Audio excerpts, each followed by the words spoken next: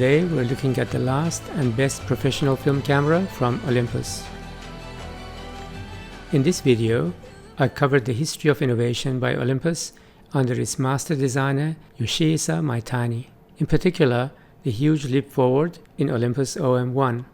I also covered the super compact Olympus XA series here. The OM-1 proved that serious, no-compromise, high-quality cameras can also be compact. All other camera manufacturers scrambled to create their own versions of high-quality, compact cameras.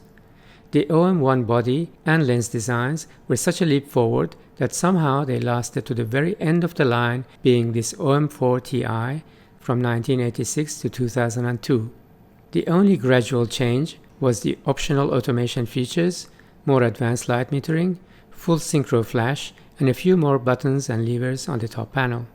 As always, with Olympus film cameras, this OM-4Ti looks handsome, mean, and efficient. Olympus may have known that this may be the end of the line for the OM film cameras, so they put everything they knew and more into this one to give it a long life of 17 years.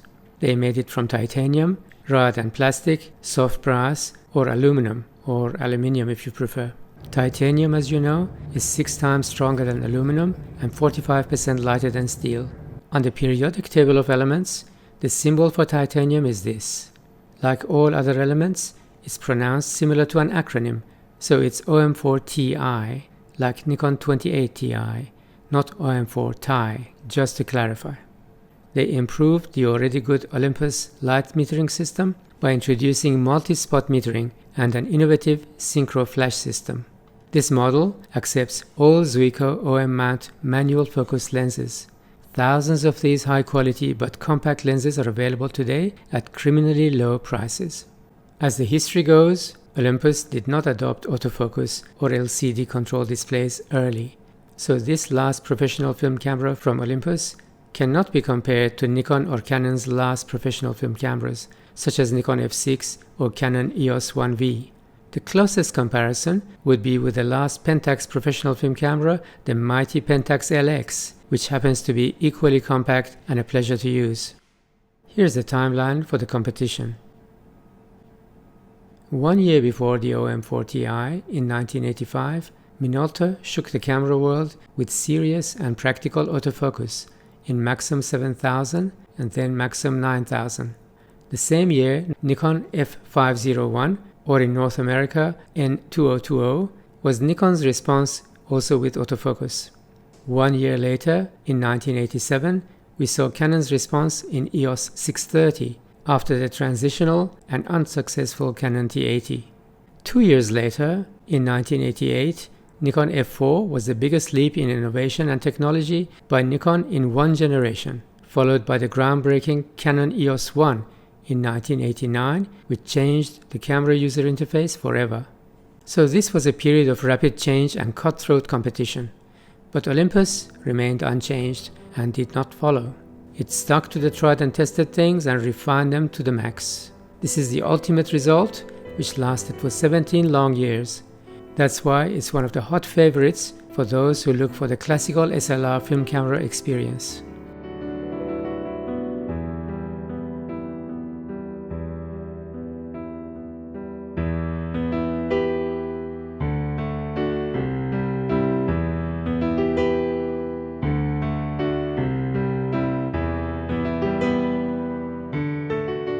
I'll demonstrate it to you in detail now. This camera needs batteries for the light meter and most of the shutter speeds. Here's the battery chamber. It takes 2 LR44 batteries with the plus side, which is the flat side, facing out. To check the battery level, turn this lever up to the battery check position. You should hear a beep and the light on the front should turn on. That means the battery is good. If the battery is weak, both the sound and the light become intermittent and eventually vanish completely. That means you have to immediately change the batteries. Film loading is a typical Japanese SLR camera method. Pull up the rewind knob to open the back. Put the cartridge on the left side and push the knob down. Stretch the film leader and put it into one of the slots on the take-up spool. Make sure the film is straight and engages with the sprocket teeth on the top and bottom. Wind the film so that it goes around at least one full turn and make sure there is no slack. Close the back. The frame counter here shows S for start. Take off the lens cap, point towards some reasonable light, and do 2 blank shots. The frame counter should now show 1. This is your first real shot. Why point the camera at some light? Because by default the camera is in the automatic shutter mode. So, in the dark or with the lens cap on, the shutter may not fire immediately to let you wind the film.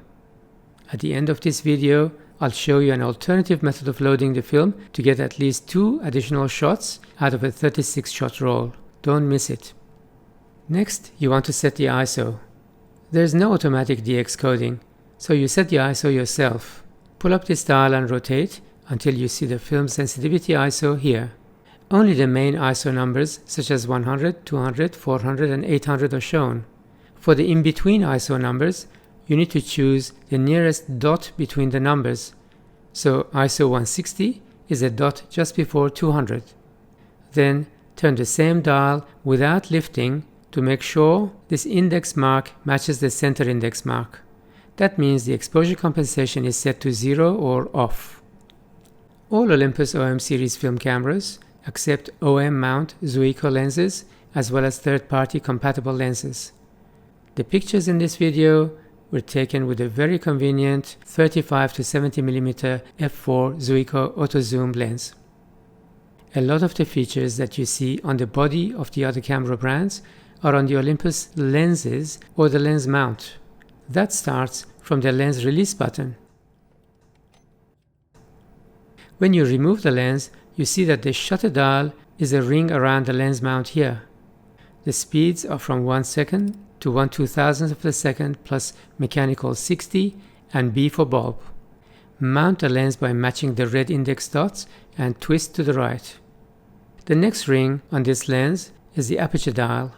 Then we have the zoom ring and finally the focus ring. The Olympus Zuiko prime lenses, which have a fixed focal length, are probably a little sharper and exceptionally compact. But for me, on this occasion, the convenience of this zoom lens wins. For light metering, there are 2 modes to choose from: aperture priority auto and manual. When this lever rests in the middle, it means aperture priority automatic shutter. This is a through the lens off the film metering system, referred to as TTL OTF. You select the aperture on the lens aperture ring here. The higher the number, the smaller the aperture and greater the depth of field that is in focus. Look through the viewfinder and half press the shutter button to activate the display. At the bottom, you see the range of shutter speeds available. The end of the horizontal bar indicates the shutter speed that the camera is recommending based on your aperture selection. If the shutter speed is reasonable for hand holding, you can focus and shoot. If you see the word over blinking, it means there is overexposure and the automatic system cannot compensate with a higher shutter speed. You try a smaller aperture. If the shutter speed is in a range that is too slow for handheld shooting, you can try a wider aperture and force a faster shutter speed. This display will automatically turn off after 120 seconds, which is very long for an SLR film camera. I really like it because I take forever to make up my mind and press that shutter button. Normally, the light metering is based on center-weighted average metering system. However, under both automatic and manual modes, you can activate spot measurement. This means the light meter is focused on a circle this size or 2% of the view. To activate spot metering, you press the spot button here. The camera will take a measurement of that exact spot. To indicate that the spot measurement has been saved, the word spot will appear in the viewfinder. The value of light measurement is shown with this diamond symbol. This is in addition to the normal OTF shutter speed bar. The diamond symbol remains static and is saved. If you move the camera from that target, another diamond mark will appear at the same time to show the measurement for the new target. You can take the shot at any time. The light measurement will be based on the original saved spot meter. After the shutter release, the spot metering will be cleared, ready for the next shot. If you change your mind about saving a spot meter without shooting, you can clear it by pulling this memory lever to the right, which is away from the lens. Then the word spot and the diamond symbol will disappear and the memory is cleared. An innovation in this camera is multi-spot measurement. You can do this spot metering repeatedly. You can point at the first target and press the spot button. Then point at the next target and press the spot button again, and repeat this up to 8 times. Then finally compose the picture the way you want and take the shot. The camera will set the shutter speed based on an average of the spot measurements. You're not bound by 8 light measurements. You can measure more spots, but the camera will only average the last 8 spots. Also, you can measure in the same approximate area more than once to give that area more bias in the averaging. Whichever way you measure the light, you can lock it and save it so that you can do multiple shots on the same setting. First, measure the light whichever way you want, then push this memory lever to the left towards the lens. The viewfinder also shows MIMO to remind you. The memory signal lamp up the top blinks twice. Then shoot the picture. Exactly at this point, exposure value is stored in the memory, not before. The MIMO in the viewfinder will start to blink, and the memory signal lamp will blink once. The camera will hold this exposure memory for 1 hour. In that period, it will use the same stored exposure setting. To clear this memory at any time, you can pull the memory lever to the right, away from the lens. So left means ready to save, right means clear. The memory is also cleared automatically if a lens is mounted or dismounted, or the mode lever is switched to a different setting, or after 60 minutes of the last shot. Exposure compensation is available on the same dial as the ISO. You turn it without pulling up. Center is exposure compensation of 0. You can set it from -2 stops to +2 stops in 1/3 steps. Use the minus compensation to preserve the real black in the subjects, which are naturally a black color, and you don't want them to come out gray. You choose the plus compensation to preserve the clean whites in the main target or deal with backlighting situations. When you use exposure compensation, the indicator lights in the viewfinder to remind you. After the shot, be sure to return the dial to the default index position, otherwise all your future shots may be incorrectly exposed. As an alternative to the exposure compensation dial, OM-4Ti has 2 dedicated buttons for highlight and shadow here. These are temporary and for 1 shot only. Then they self-cancel and you don't have to worry about it. First, take a spot measurement as normal. Then, for highlight, press this button. That will preserve the whites by overexposing by 2 stops. Alternatively, press this shadow button. This will preserve the blacks by underexposing by 2 2/3 stops. These 2 are toggle buttons. If you press once, they activate, and if you press again, they cancel. But your original spot measurement will not be cancelled. To cancel that, use the memory clear lever, as I mentioned before.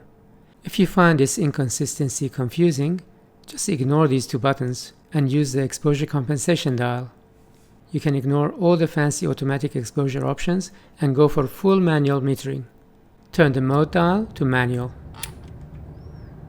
Select the aperture here and shutter speed on this ring on the lens. In the viewfinder, the light meter bar is shown against an index mark. If the bar reaches the index, the exposure is good based on center-weighted average metering. You can also see the shutter speed indicated at the bottom. You can also use the manual metering with spot measurement. The methodology is similar to the auto mode. Just aim at the target and press the spot button. Then adjust the exposure bar until it meets the center index. You can use the spot metering button between 1 and 8 targets before shooting, and the camera will average the results like the auto mode. Camera brands have gradually converged over a number of automatic light measuring systems. What do they mean, and which one should you choose? Here is another way to visualize them. Average metering is like political opinion polling. You take political opinions in a target area, then you base a conclusion on the average of those opinions. In cameras, automatic average metering looks at a section of the scene and averages the light and dark to arrive at a reasonable balance. Center-weighted average metering means those subjects closer to the center get 2 votes rather than 1. Matrix metering is like a street interview. The interviewer questions people one at a time from groups of people that they choose. That choice matters. If they deliberately choose people from certain backgrounds, the results may be predictable, but wrong. So to be fair, they would probably tend to choose a cross-section of the society. The camera matrix metering divides the view into zones and interrogates each zone separately. The minimum would be up, down, left, right, and center. Then, based on that collective information, makes a recommendation for the lighting level. Just like the interviewer, the camera will not tell you how it's done this balance of opinions. It'll just give you the result, and you're no wiser. Cameras compete on the number of matrix zones, or points they consider. Spot metering is like a quiz show. A question is asked, and for that question there is only one correct answer. But the question itself needs to be carefully considered. So, who selects those questions and how? In the camera, the user points at a particular spot on the view and asks the camera to give the correct exposure. The camera responds just for that spot, but who knows if that spot was correctly selected? An experienced camera user may learn to aim for objects at certain light value between light and dark to get a good compromise recommendation from the camera. Multi-spot metering is like a focus group meeting. It is like spot metering, but involving many people around the table. A question is raised and they need to collaborate to arrive at a single consensus opinion. One may consider a bright spot, one may consider a dark spot, 3 may consider some mid-gray spots. In the end, the group will make a balanced recommendation, and we go with that. So, multi-spot metering is probably the most democratic light metering system, fully transparent to the operator, and unlike the matrix system, no hidden camera evaluation system that you cannot question. That is the unique proposition of the Olympus OM-4Ti multi-spot metering. Self-timer. Wind the film, aim, then pull the self-timer lever up and to the left. It won't rotate very much. Press the shutter button. The self-timer lamp will turn on to indicate that it has been activated. The camera will shoot after 12 seconds. If during this period you turn the self-timer lever back to the top, the camera will cancel the self-timer but will also instantly shoot, which is probably what you don't want. The online information about this subject is incorrect. If you want to cancel the self-timer and save the shot, within the 12 seconds, quickly cover the lens and let the camera take the blank shot. Then use the double exposure method to shoot on the same frame later. For double exposure, there is no dedicated button. Here is what you do. After the first shot, pull up the rewind crank and turn it until you feel resistance. This means you have taken the slack out of the film. Push the crank down and hold the knob in the same position with part of your left hand. With another finger of the left hand, press and hold the rewind button. Then with the right hand, pull the film advance lever. This will cock the shutter but will not advance the film. This will hold the film in the same spot. You can now let go of the rewind knob and the rewind button. You can now do the second shot. You can repeat this as many times as you want. But you really shouldn't. It's much better to take normal shots and combine them in Photoshop. Olympus OM-4Ti has an electromechanical shutter. It controls the shutter speeds electronically and very accurately. However, if the batteries are exhausted, you can still shoot at 1/60th of a second using the fully mechanical shutter system. You need to press the B lock button and turn the shutter ring to this red 60 position here. For bulb, which is long time exposure, on the lens press the B lock button and turn to B. In the viewfinder, the information display disappears. Select the aperture that you want and press the shutter button. As long as the shutter button is pressed, the shutter remains open. If you don't want to keep your finger on the shutter button for a long time and cause vibration, use a cable release with the locking knob and attach it to the shutter button. During the bulb exposure, this camera will use a mechanical shutter system and therefore avoid battery drain.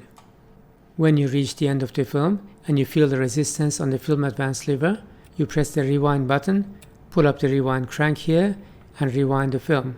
You will feel the end of the film with a little resistance and some sound. You can wind a bit more to make sure the film is all the way inside the cartridge. Alternatively, you can take the film out with the leader exposed. That makes it easier to change the film in mid-roll or if you want to develop the film yourself. Here's the review of all information in the viewfinder. The bottom row is the shutter speed. This is the exposure metering bar graph. These diamonds are the results of the spotlight measurement. This is the overexposure indicator with flash. This is the overexposure indicator without flash. This is the underexposure indicator with flash. This is the spot meter indicator, highlight button indicator, shadow button indicator, memory save indicator. This is the flash ready indicator, and this is the manual exposure index mark. Normally, the viewfinder gets its illumination from the ambient light through this frosted window here. If the scene is too dark, press this button to turn on the viewfinder illumination for 10 seconds. Here's a hot shoe for the normal flash sync at 1/60th of a second or slower. It can also work with the Super FP flash system such as full Synchro flash f280 with all shutter speeds from 1/60th of a second up to 1/2000th of a second. There's a separate flash sync socket for standard external flash here. There's another OTF autocord socket for external full Synchro flash f280 here. Let me explain a little more. As I mentioned before, exposure is controlled by directly measuring the light of the film plane itself. This allows the camera to respond to sudden changes in the light during the actual exposure. One of the things that can happen during the exposure is electronic flash. OM-4Ti combined with T-series flash provides full control of the electronic flash by the OTF at any aperture, eliminating users' exposure calculations. There are two autoflash modes. In the normal OTF auto mode, correct exposure is achieved by controlling the amount of light at a shutter speed of 1/60th of a second or slower. With the focal plane shutter, the first shutter curtain, which is slowed down here, opens across the frame. At this point, the electronic flash will fire in less than 1/1000th of a second. Then the second curtain closes across the frame. This is what happens up to 1/60th of a second. So the whole frame is exposed with a flash. For faster shutter speeds, this doesn't work. The first curtain starts to open, but soon after, the second curtain follows, leaving an open slit. This slit sweeps across the frame. Faster shutter speeds mean narrower slit, giving a picture which is only exposed in a narrow area of the slit. Obviously, that's not satisfactory. In the new Super FP flash mode with full Synchro flash f280, as soon as the first curtain starts to open, the flash fires and continues to fire as the second curtain begins to close. So the flashlight will also sweep the entire frame and the OTF continuously measures the light. This is the innovation. Full Synchro flash can use all shutter speeds up to 1/2000th of a second. For many functions, this camera uses a beep to confirm. If you find it annoying, you can turn it off by pulling the self-timer lever up and to the right. It'll stay there and suppress the beep, which I don't recommend. The bottom of the camera is quite busy. This is the battery cap. This is the accessory motor drive coupling socket. This is the motor drive electrical contact, and this is the tripod socket. This camera has a range of accessories. There's a motor drive 2 for 5 frames per second shooting and power rewind. You can also use motor drive 1, which does not have power rewind. There's a separate winder 2 for 2.5 frames per second. Here's the record data 4, which allows data, time, or counter data to be imprinted on the film in 6 different formats. Other accessories include close-up lenses, 49 and 55mm, auto extension tubes 7, 14, and 25, and auto bellows. The most common accessories would be the interchangeable focusing screens. There are 14 screen types. Type 13 is most recommended. It has split image in the center, surrounded by the microprism circle. These screens can be swapped through the bayonet mount using tweezers, which come in the focusing screen box. The handling of this camera is the same as all other OM series, which means great. This optional detachable grip helps a lot in holding the camera steady. Although it's compact and only 510 grams, it feels heavy in a nice way. It is good for steady handheld shooting. The dials and buttons are well arranged. If you find a little clutter to the left of the shutter button, just ignore the highlight and shadow buttons. Then it makes perfect sense. The viewfinder, like all OM series cameras, feels unusually large and uncluttered. If there is a minor omission, it is that you cannot see the aperture in the viewfinder. We cannot say it's a full information display. Since you set the aperture yourself, you will just have to remember what you selected. In conclusion, if you want the experience of the classical SLR film camera and practice the art of photography, there are many options. There are entry-level cameras which were popular for learning decades ago and still useful now. But due to the passage of time and move to digital, some of the professional cameras of the past are now well within the affordable range. So why not start with a strong professional camera body from a prestigious brand? This one ticks a lot of boxes. Compact but strong titanium body. A huge collection of excellent Zuiko OM mount lenses. Swappable parts such as the back door. Excellent light metering including multi-spot metering.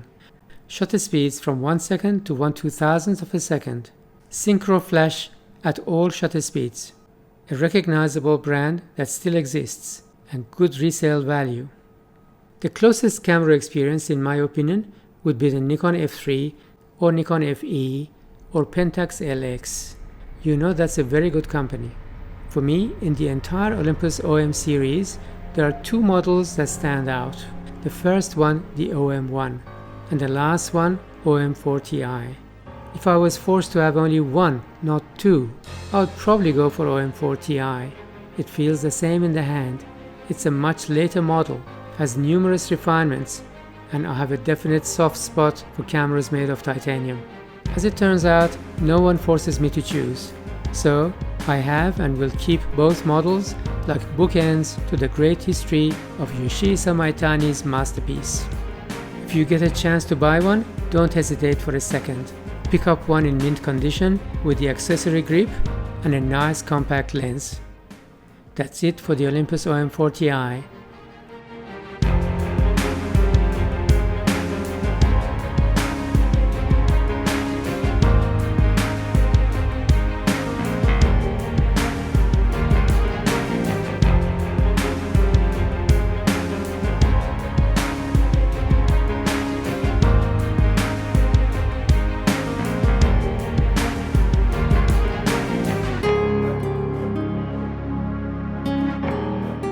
Subscribe means thank you. Now for the promised bonus. An alternative way to load the film in this and many other manual film wind cameras to get at least 2 more shots out of a 36-shot roll. When you first take the film out of the box, you will notice that nearly always there are 4 perforations exposed outside the cartridge here. Don't pull any more film out. What's inside is safe and unexposed. We don't want to waste any of them. Open the camera back. Hold the film cartridge in your hand while you insert the exposed leader into the take-up spool. Insert as much as necessary so that it reaches almost the other side of the slot. That would be about right. Then wind the film with a lever until the leader goes 1 full rotation around the take-up spool and the end of it begins to be covered by the leader. Don't let any of the film come out of the cartridge. Now pull up the rewind knob.